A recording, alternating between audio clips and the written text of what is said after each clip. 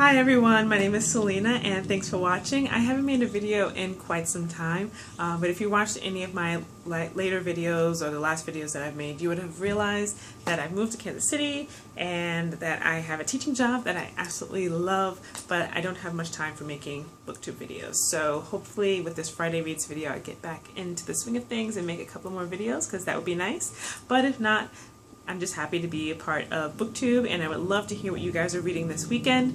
And without further ado, here's what I'll be reading this weekend. First up is Brandon Sanderson's The Way of Kings.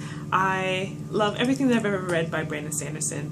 I remember the first one that I've read, The Arithmetist, and it changed my life. It wasn't even like a major book, and I wouldn't even say it's his best book, but I enjoyed it so much and I've been reading Sanderson ever since, and so I'm very excited to get into The Way of Kings. I have no delusions of finishing this book this weekend because it's mammoth.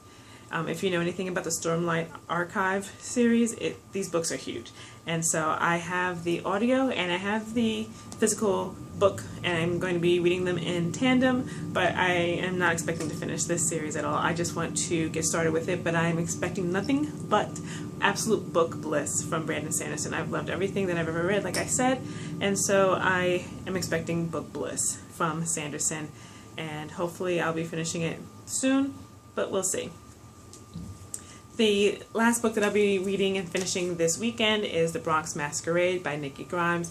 I am actually reading this for work. I want my students to read this book because it's written both in prose and in poetry, and April is National Poetry Month, and my students are hopefully be writing spectacular poems, and I figured this would be a great book for some inspiration, and so I'm just excited to read it. I've read this before in undergrad in one of my education classes and absolutely adored it. It talks about growing up in an urban area. It takes place obviously in the Bronx.